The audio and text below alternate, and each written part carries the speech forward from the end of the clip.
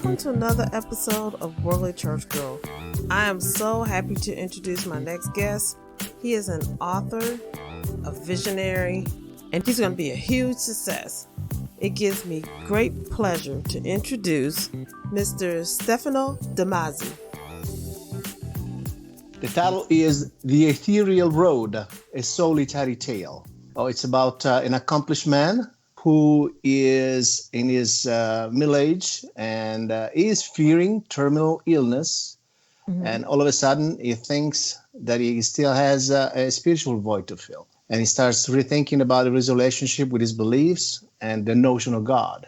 So he's challenging basically his own life as he look back at how he came to the conclusion that maybe God there is one, maybe there isn't. It's an existential journey. What made you write this book? Was this a personal journey that you went into and you kind of flipped it into fiction? Or is it just pure, like someone else's story and you flipped it into fiction? Oh, that's a great question. I think for every author, there's always a personal side to it, right? I mean, something you experienced, something you feel you want to say. As far as I am concerned, this was an opportunity to pass along a message that I always felt quite strongly inside me, a message of empowerment. As I have personally grown weary of dogmas that have been around for a long time, thousands of years, but I find sometimes that are quite unfulfilling on the spiritual side.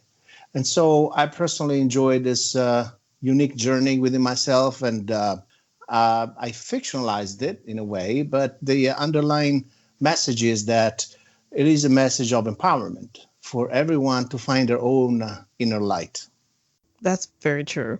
And that's probably one of the hardest journeys for each individual to do, is to find their own inner light. Exactly. I think there's a lot of noise, and people, in my opinion, should be able and capable and willing to cut through the noise and find that inner voice that leads them to the better understanding of what is the idea of God as a pervasive overall entity that is really at the essence of the universe as we know it. I think it's fundamental that people abandon paths that have been laid out by somebody else and find their own. I think it's one of the most actually dangerous things is to lend yourself to the interpretation of somebody else. If there is one underlying critique that the character of the book, his name is Giulio, by the way, that is posing is, it keeps on wondering in this thought-provoking manner, why do I need a mediator to reach out to God, who is better equipped than I am to communicate my needs, my fears, my concerns? I am the only one. I've been empowered. I am perfect. I'm a child of God. I am perfect to the extent of looking for perfection, right? Of course, I'm flawed, but I have been given the tools. I have been given the spirituality, the sensitivity, the openness, and the will to search and to seek for answers. And as such, I can use guidance from someone. Absolutely. Guidance is always welcome. But at the end of the day, the answer lies within yourself. And there's always a passage. Actually, this is probably one of the biggest reasons why I came up with this idea for the book. Are you familiar with Michelangelo? You probably heard about the artist. Yes. Right. Mm-hmm. Right. Mm-hmm. In the 1500s, Michelangelo, this among many, many beautiful things that he was able to craft, there was this marble statue, the famous David of Michelangelo. And it's in the 1500s, it's one of the most perfect, flawless things that has ever been created by a man. This statue is amazing. It's so perfect. You can see the veins, you can see the muscles.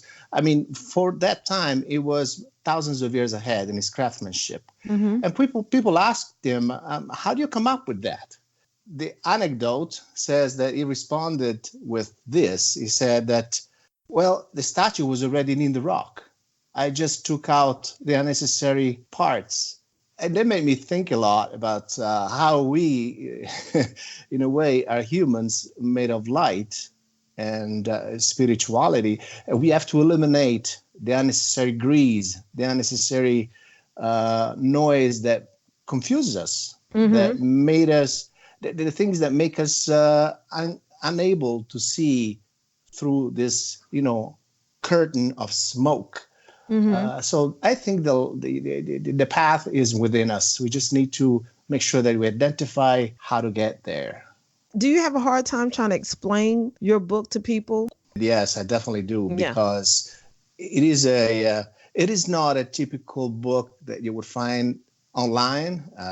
This is a book that uh, deeply talks about philosophy, dilemmas of faith, dilemmas of fate versus free will. And these are typically subjects that are, in quotes, considered a bit heavy for the vast majority of people. Some people are not willing to listen to them because they're afraid. Some people instead believe that it's a little bit far-fetched to think that way, that we have pastors and rabbis and guru that are supposed to tell us how things are supposed to be. And some Mm-hmm. people instead think that it is quite of a, it's a little bit tough to be confronted with because they're afraid of being left alone, searching and seeking for those answers within themselves. They're afraid somewhat to confront themselves with their inner fears. Now, would you categorize your book as a fiction or a spirituality book, a Christianity book, or where would you put your genre at? Because Yeah, I'm that's pretty a sure great question. that's the hard one for you. I know. Absolutely, that's a great question. It is definitely fiction Okay. because it's a story, it's a tale, right? It's a soul-itary tale. I like to call it soul-itary tale. And so I think it is comprised of romanticism.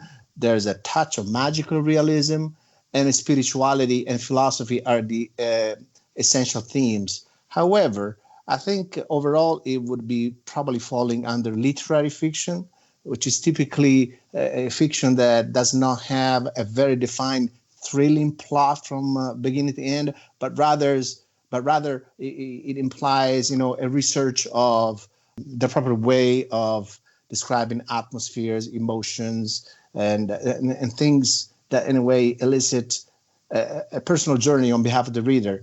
I think that would fall into literary fiction with a spiritual and philosophical themes.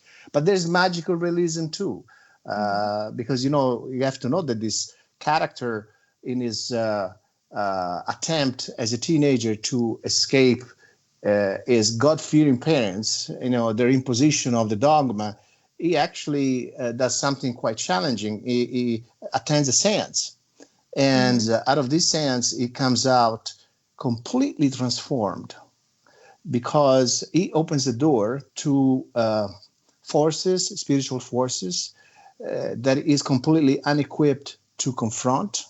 And they basically take advantage of him and they basically violate his innocence and they turn him into an hedonist, a vicious hedonist for most of his life. And he believes he's on the right path, but is just taunted, is in a way probably possessed by this evil force that is taking him away from the light of God. Only later, only later, when he realizes that he is really hit the bottom, he is going to be able to emerge and to find a new spiritual life with his friend, this friend that he meets along the way. Her name is Emma, Mm-hmm. and they together explore meditation. So through that, basically, he is able to achieve a little bit more of a personal depth. And Emma is also an interesting character because she's a person that has her own difficulties in finding her own gender and sexual identity. Mm-hmm. And so uh, she has the full understanding of herself as an individual that God has created as a perfect individual. And at the same time, she has difficulties understanding where her own identity lies and how she can reconcile this idea of self with the idea of the creator. What's Try the to be time period? prepared. What's the time period of the It's movie? modern times, but Okay. obviously it's contemporary, but it starts uh, in the 60s as he grows up as a teenager. Hmm. Eventually, he grows under this Catholic, God-fearing Foundation. foundation, right? And he tries to escape it. So his thrill is thirst for truth, is intellectual and emotional curiosity are the causes that would take him to, in a way, lead astray, to experiment, to grow as an individual. Hmm. And of course, he takes a lot of risks. Now, did you have a hard time character building all your characters? That's a great question. And I had a similar conversation yesterday with a friend. Honestly, the way this book came along, it came quite naturally. So the answer is no, I don't think I did. And Okay. simply because I made one of the things that I enjoy doing, and I am very grateful to our creator to have endowed me with, is compassion and Hmm. attention towards my fellow beings. Hmm. And so I tend to be very sensitive about what other people are feeling, doing, and the reason why they're doing them. So I Hmm. put myself in their shoes. So to build these characters, I simply reached out to memories of friends and acquaintances that have crossed my paths, and I try to really open myself to understand the type of predicaments and dilemmas they themselves must have been feeling as they were undergoing those anxious moments, trying to define their own identity. I think not only as authors but as individuals, we are mandated to open up and reach to each other in a better realm of understanding. I Hmm. think if we were able to link to one another in a way that benefits one another, we would be in a better world. I think it takes a certain individual that God ordains to be writers or to be artistic, whether it's, I think we're all artistic in some type of way. We all Yes, have a certain creative niche in all of us. We just got to find out what it is. And then once we do, we need to find out how we can use that for God's glory and not for our own. I Because, agree. and the best way is if you get blessed, then bless somebody else. Completely agree with you, Lillian. We need to learn how to cultivate that gift. And honestly, I believe anyone is able to write a story or to tell a story. I think everybody has a story to tell. There's pain, there's happiness, there's irony, there's sarcasm in everyone. Mm-hmm. Clearly, uh, what's important is the ability to articulate those thoughts in a way that they do not represent just the catharsis for the author, but also for the reader, in a Mm-hmm. way that the reader is able to interpret those emotions the same Mm-hmm. way the authors want to convey them. Right. And that's what makes an author more, powerful or successful than another. The Mm-hmm. ability to translate those emotions in a way that can be understood and lived with the same intensity. Right. Because how many books have you read and then they made a movie and you're Yeah, so disappointed? You're like, that is not what I saw. That right. character didn't look like that. That house didn't look like that. That environment they worked in didn't look like that because the author painted such a great and vivid picture. And then when you see the movie, you're like, good movie, but it could have been a greater movie if they stuck to the book. To stick to the book. And I know you can't put all of that that's in the book into a movie, but the details and the feeling that you got from that book. should be in that movie. So that's the power of the written word. Absolutely, and you're absolutely right. And movies offer emotion on a visual and level, right? And there's also music that plays a role in that. But if you close your eyes and you just think about the written word, that should be what resonates. I think there's a lot of richness in any book. Any book that you can absolutely believe in, whether it's a good book or a bad book, there's always a story to be told. I Mm-hmm. think the big difference is your ability as a reader to be willing to lend yourself with an open mind and capture a message. There's always a message. Hopefully, it's a Mm-hmm. positive one, but there should be growth Mm-hmm. in anything that you read. It should not be personally only entertainment. It should Mm-hmm. be evolution. It should be an opportunity to be the better person that you are now than 2 weeks ago when you started reading the book or something. What advice would you give someone who says, I want to write a book? Oh my Eh, gosh, have something to say, have something to tell. And Mm-hmm. I do believe that anybody has something to tell Mm-hmm. because we are all observers, we're all human beings, we're endowed with feelings, with emotions. We got to use them by receiving only. Let's produce. Let's be on the supplying side. Right. Let's tell what's on our chest, what's in our heart, right? Right. That that would be number one. The second thing is to just let it out without thinking. Uh, when you asked me before how they come up with this idea, well, somebody asked me, did you channel this book in some way? And I was kind of chuckling because I don't have the the ability to channel anything. But I thought everything came out with such an easiness that I was surprised. And when I talk about easiness, I'm talking about the concept, the main dialogue. Clearly, the third part of the suggestion is to rely on techniques, rely on what makes the ability to write. The thought is a bulk thought. The concept is raw, right? You have to work the concept to shape it Right. and to make it in a way that is digestible. So I'm sure that anybody has a bulk of story to tell. They have to translate it into a readable format, and then they have to work hard, really, really, really hard, to carve out the noise and leave the emotions. Mm-hmm. Uh, Obviously, if you are a first-time author like myself, writing classes don't hurt. Actually, they Right. do very well. Yes, they do.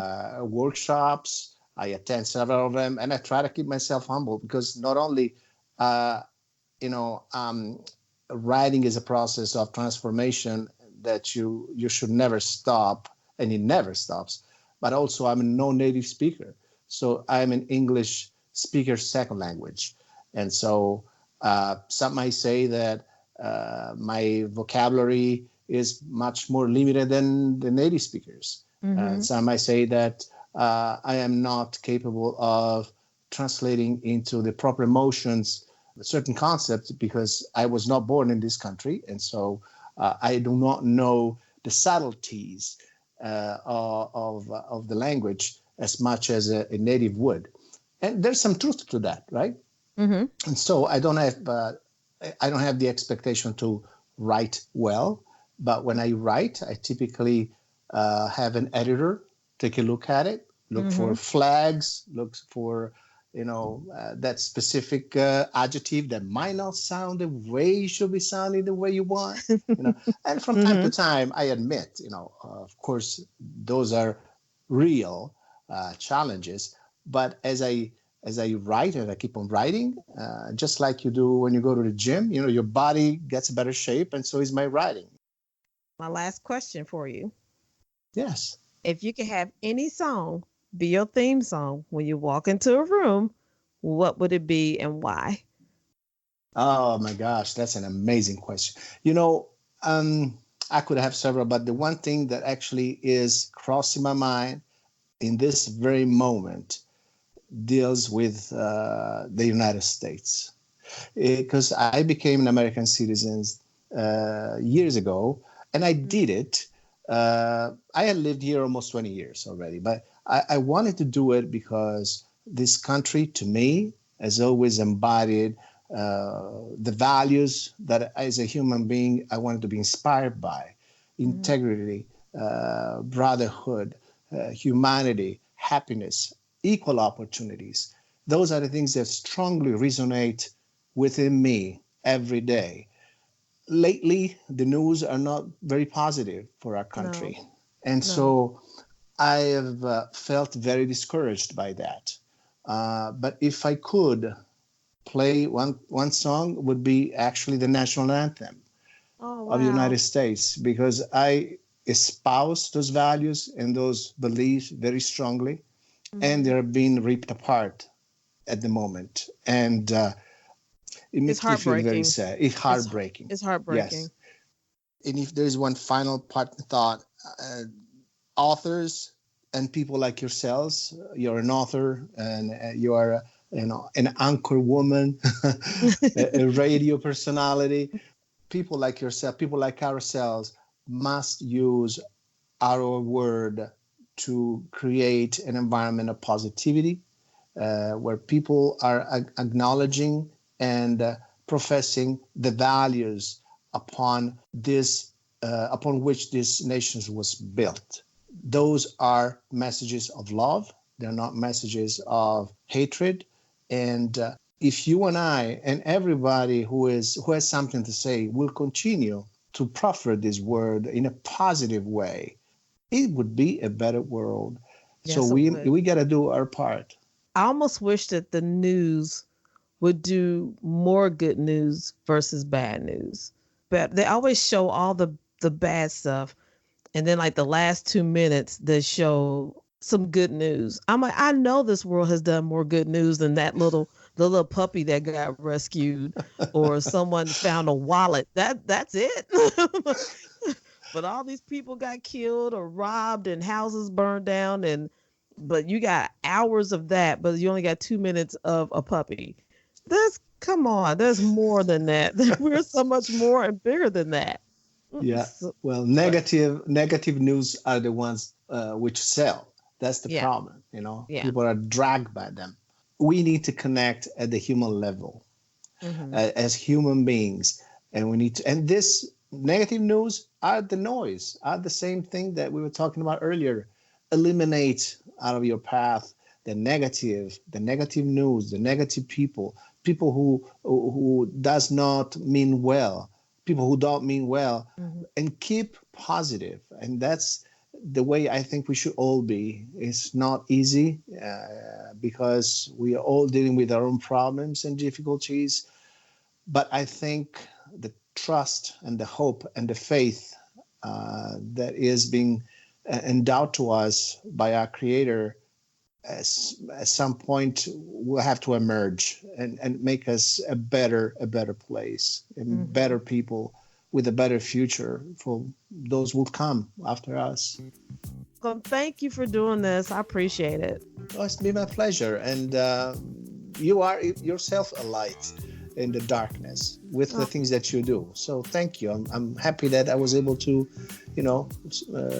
talk with you about this, about my book. So I appreciate that. Thank you. You're welcome. And I'll have you on here again for sure. Yeah. maybe I have you and your wife on here so y'all can talk about the struggles for her of being the wife of an author and a mother of a band kid. Why not?